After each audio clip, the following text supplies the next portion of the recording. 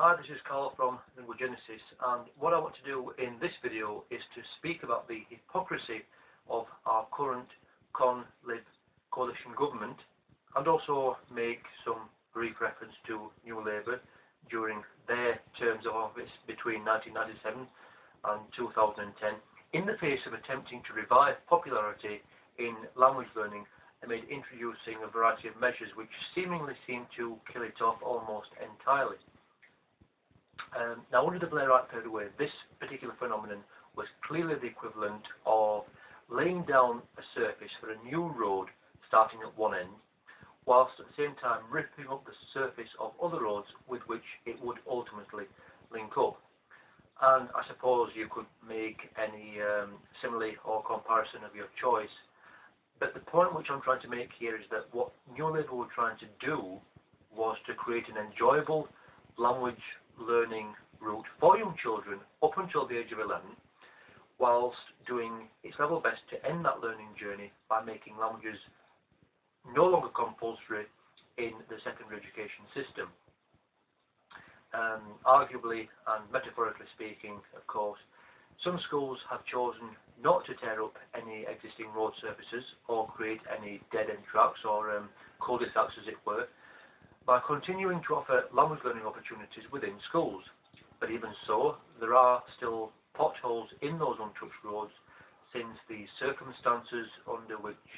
language learning takes place always lead to a bumpy ride, it would seem.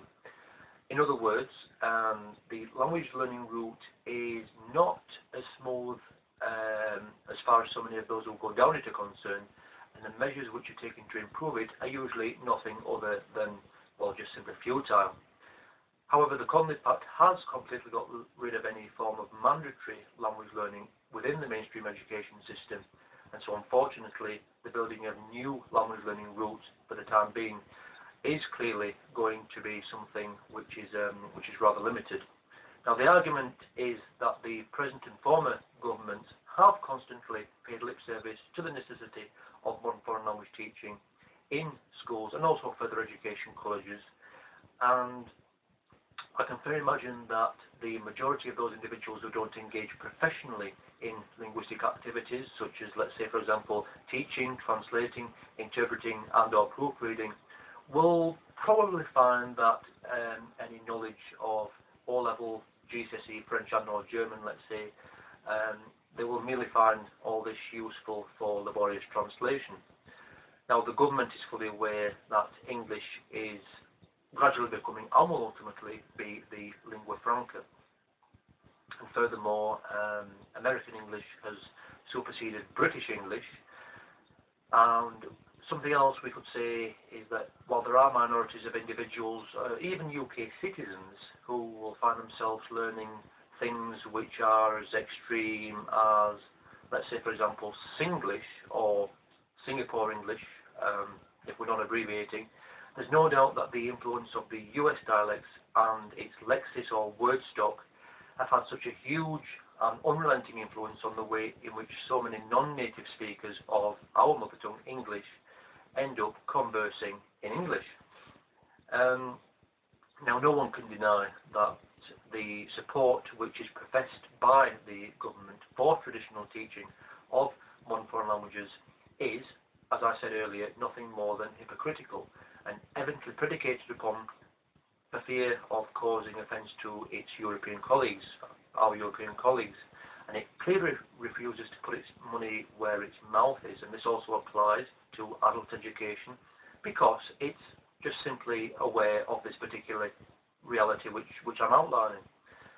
What we can perceive now is that its advocation of relatively exotic Mandarin Chinese, as well as Japanese and languages such as Russian, supposes a convenient alternative which is justifiable